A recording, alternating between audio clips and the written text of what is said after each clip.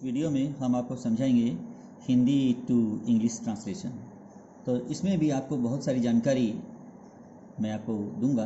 तो आज का पहला जो है सेंटेंस शुरू करता हूँ। जैसे मान लीजिए हम अफ्रेड ऑफ का यूज़ करते हैं। जैसे सी इज़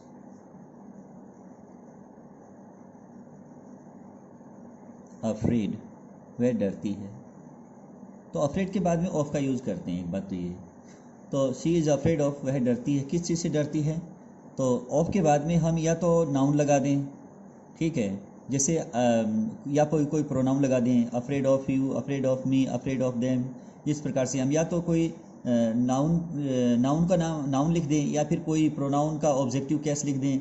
ये हम इसके ऑफ के बाद में जेरंड का यूज़ भी कर सकते हैं। तो जेरंड का यूज़ जैसे कि मान लीजिए इस तरह से करते हैं, यानी जेरंड का मतलब होता है वर्ब प्लस में आईएनजी। तो टेलिंग हो गया, of telling him, of telling him a lie. She is afraid of telling him a lie, वह उसे झूठ बताने से डरती है, वह उसे झूठ बताने से डरती है। इसी चीज़ को हम ऐसे भी लिख सकते हैं। जैसे मान लीजिए अब अगर मैं इसी को दोबारा लिखूं, सी इज़ अफ्रेड, अर्थ यही रहेगा, बस लिखने का तरीका ही दूसरा होता है। ऑफ को हटा देते हैं, ऑफ को हटा करके टू लिख देंगे, इसकी आईएनजी हटा देंगे, टेल लिख देंगे, टेल हिम ए लाई। तो ये हुआ। तो she is afraid to tell him a lie, वह उसे झूठ बताने से डरती है। तो इसको हम ऑफ के साथ भी लिख सकते हैं। ऑफ लिखेंगे अफ्रेड के बाद में तो हमें आईएनजी वर्ब देना होगा। अगर हम ऑफ नहीं लिखेंगे, टू लिखेंगे, तो हमें वर्ब फर्स्ट का यूज़ करना पड़ेगा और उसके बाद में शेष जो है लिखना पड़ेगा उसको। तो इस प्रकार हम इसके जो अर्थ है, अर्थ में कोई बदलाव नहीं होगा, दोनों का एक ही सेंस है, कोई चेंज नहीं है इसमें। सिर्फ चेंज इतना है, इसको ऑफ से किया गया है जेरंड के साथ और इसको टू से इन्फिनेटिव के साथ किया गया है। आगे देखते हैं। अब जैसे मान लीजिए अब अगला जो मैं लिख रहा हूँ, जैसे अगर मैं यहाँ लिखूँ, अब अगला सेंटेंस है I stopped to play cricket. I stopped to play cricket, मैं क्रिकेट खेलने के लिए रुका, मैं क्रिकेट खेलने के लिए रुका। तो यहाँ क्या हुआ कि इसके अंदर जो स्टॉप्ड का मतलब है रुका।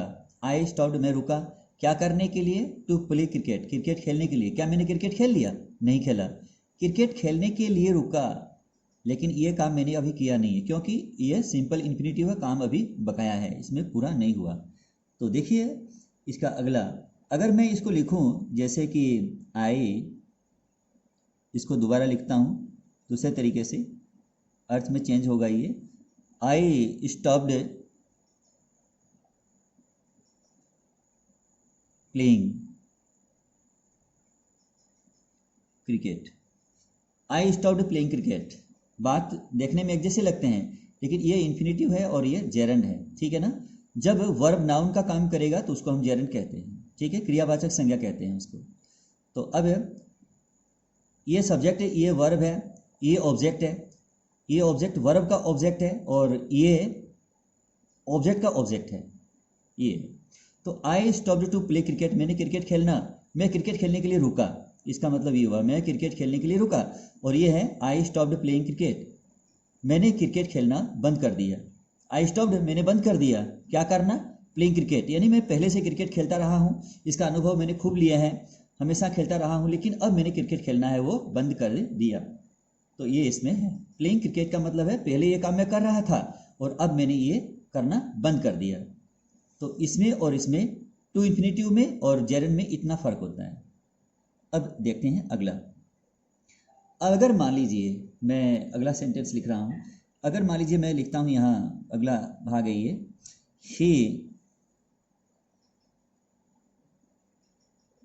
ही सेम्स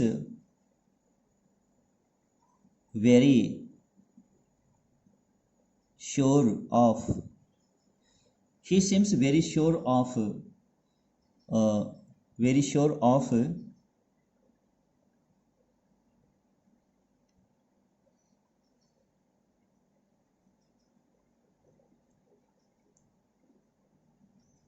hitting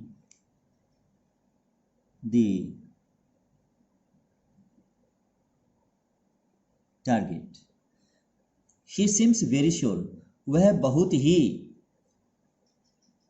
आश्वस्त लगता है, वह बहुत पक्का लगता है, बहुत ही सुनिश्चित लगता है ऑफ हिटिंग द टारगेट, लक्ष्य को भेदने के, वह लक्ष्य के भेदने के बहुत ही, वह लक्ष्य को भेदने के बारे में बहुत ही सुनिश्चित लगता है, वह लगता है बहुत पक्का लगता है। ही सिम्स वेरी श्योर, वह बहुत आश्वस्त लगता है, बहुत पक्का लगता है, बहुत श्योर लगता है ऑफ हिटिंग द टारगेट, कि वह लक्ष्य को भेद देगा।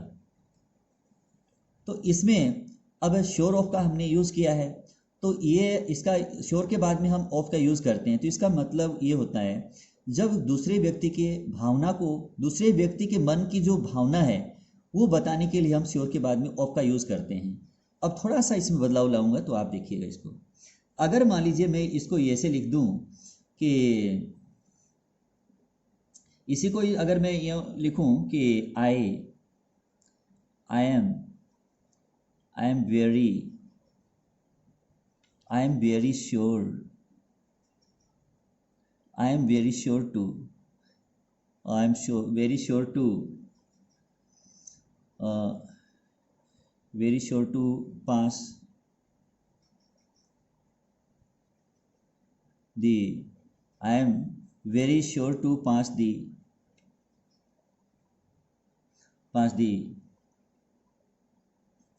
examination। अब मैंने ये लिखा है। अब इसमें तो श्योर के साथ में हमने ऑफ का यूज़ किया है, इसमें श्योर के साथ में टू का यूज़ किया है, तो फ़र्क क्या आया है? श्योर के साथ में हमने ऑफ का यूज़ किया तो इसका मतलब हुआ कि हम उस व्यक्ति की भावना को बता रहे हैं, ठीक है।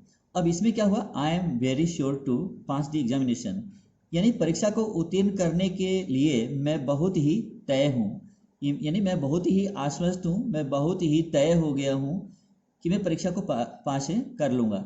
यानी श्योर टू का मतलब हुआ कि ये मैं अपनी भावना बता रहा हूँ, यानी सब्जेक्ट जब अपनी भावना बताएगा तो श्योर टू का यूज़ करेगा, ये बात है इसमें।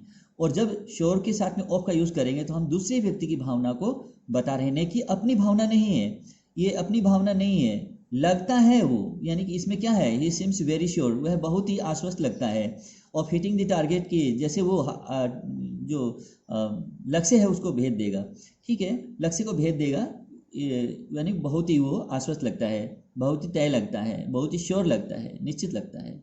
तो ये हुआ, तो इसमें उसकी भावना है, इसमें उसकी भावना है इसके अंदर, उस व्यक्ति की जिसके बारे में वो बात किया जा रहा है।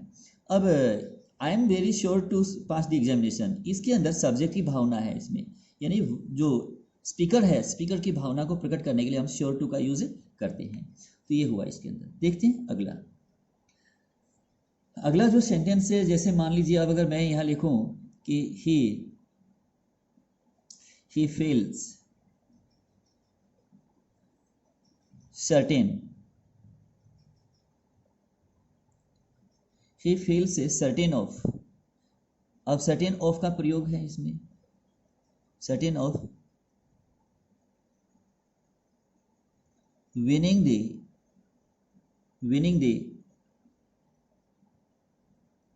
Match.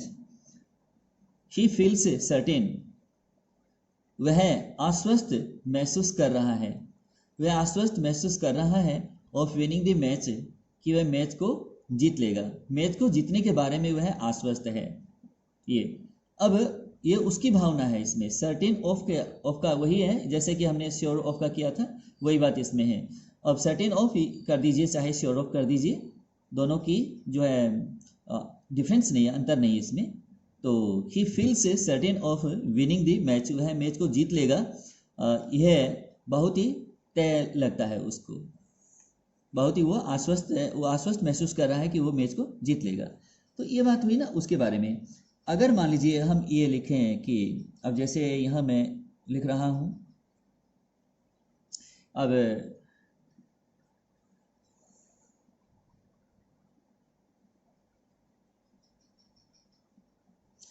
they are they are uh,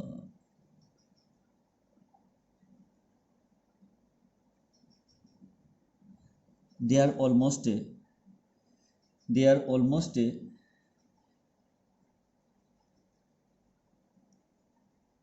certain to they are almost certain to win the match. They are almost certain to win the match. इसमें मेरी भावना है, या अर्थात वक्ता की भावना है, यानी कि स्पीकर की भावना है, यानी सब्जेक्ट जो व्यक्ति, अब इसमें श्योर टू का कर दिया ना, यानी कि लेखक जो है ना, लेखक राइटर जो है उसकी भावना है। अब जैसे लिखने वाला मैं हूँ तो इसमें मेरी भावना जुड़ी हुई है। मेरी भावना है कि दे आर ऑलमोस्ट सर्टेन, वे लगभग तय हैं to win the match, match को जीतने के लिए। मेरी मैच को जीतना लगभग उनका तय है। ये भावना मेरी है, न कि उनकी। ये हुआ, ये भावना मेरी है इसमें। अब मैं ये कहना चाहता हूँ, इसके पीछे राज क्या है? इसके पीछे मेरा मतलब ये है कि I am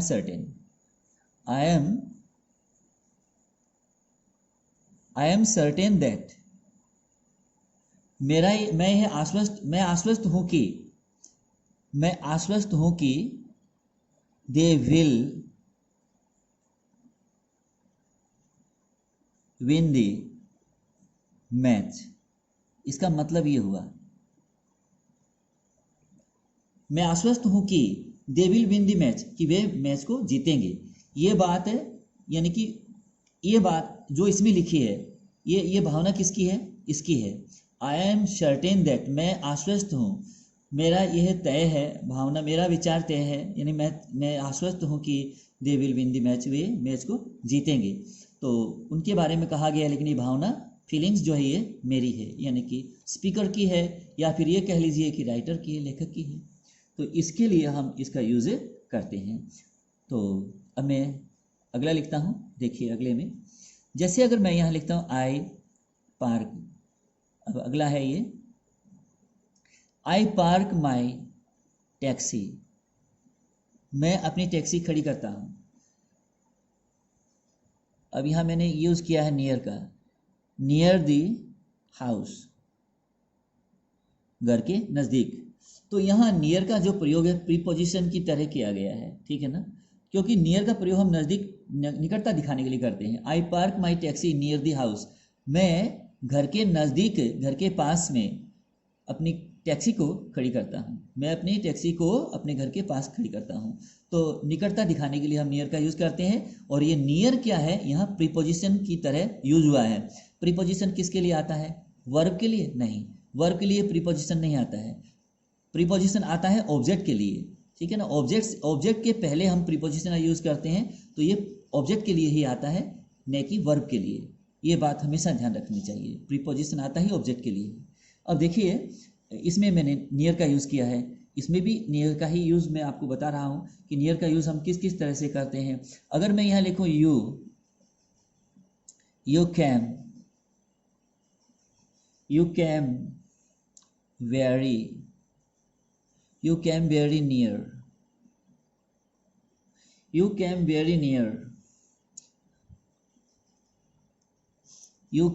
near passing the examination. अब इसमें क्या लिखा है? यू कैम वेरी नियर, तुम बहुत करीब आ गए हो, पासिंग द एग्जामिनेशन, परीक्षा को उत्तीर्ण करने की। तुम परीक्षा को उत्तीर्ण करने के बहुत करीब आ गए हो, ठीक है ना। अब नियर के बाद में ये प्रीपोजिशन की तरह, मैंने आपसे कहा था कि प्रीपोजिशन की तरह इसका नियर का हमने यूज़ किया है। अगर ये प्रीपोजिशन की तरह काम कर रहा है तो फिर प्रीपोजिशन के बाद में हम जेरंड का यूज़ कर सकते हैं ना, क्योंकि वर्ब प्लस में आईएनजी का हम यूज़ कर सकते हैं, क्योंकि अब ये प्रीपोजिशन के रूप में काम में आया है, नाउन से पहले लगा है, ये नाउन के पहले आया है, तो नाउन ही तो ये है फिर। तो ऐसा है कि जब आईएनजी वर्ब नाउन का काम करे तो उसे हम जेरंड कहते हैं, क्रियावाचक संज्ञा कहते हैं, और प्रत्येक प्रीपोजिशन के बाद में हम जेरंड का यूज कर सकते हैं, चाहे प्रीपोजिशन कोई भी हो, बिफोर हो, आफ्टर हो, ऑफ हो, टू हो, जो भी प्रीपोजिशन है, ठीक है ना, उसके बाद में आईएनजी वर्ब का यूज किया जा सकता है। तो ये नियर है, नियर के बाद में आईएनजी वर्ब का यूज किया गया है, बिल्कुल सही है। You came very near passing the examination, आप परीक्षा को उत्तीर्ण करने के बहुत करीब आ गए हैं। तो देखिए, अब इसी को अगर मान लीजिए हम एक अन्य तरीके से अगर मैं आपको समझाऊं लिख करके, जैसे अगर मैं यहाँ लिखूं आई एम, नाउन से पहले आई एम, जैसे मान लीजिए अब वेरी लिखता हूं मैं यहाँ, आई एम वेरी नियर, मैं बहुत करीब हूँ।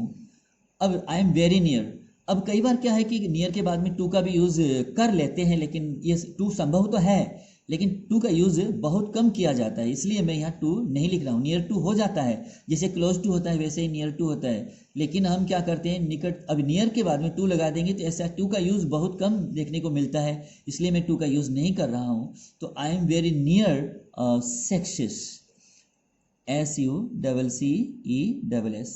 अब इसमें क्या है, सक्सेस क्या है, नाउन है, ये नाउन से पहले नियर का यूज किया है, क्योंकि नाउन से पहले प्रीपोजिशन का यूज होता है, तो ये प्रीपोजिशन की तरह इसका यूज हुआ है। तो इसमें क्या बना, आई एम वेरी नियर सक्सेस, मैं सफलता के बहुत करीब हूँ, मैं सफलता के बहुत ही करीब हूँ, ये हुआ। तो मुझे उम्मीद है कि आज मैंने आपको छोटी छोटी कई चीज़ें बताई हैं, तो इसमें कुछ चीज़ों को आप मैंने दर्शाई है, तो आपने समझ तो लिया ही होगा, और इतना हार्ड नहीं था ये। तो मेरा ये वीडियो आपको पसंद आ जाए तो अधिक से अधिक शेयर कीजिएगा, और मेरे इस चैनल को सब्सक्राइब कीजिएगा। हर दिन एक नए टॉपिक के साथ हम उपस्थित होंगे, और देखिएगा और सीखते रहिए।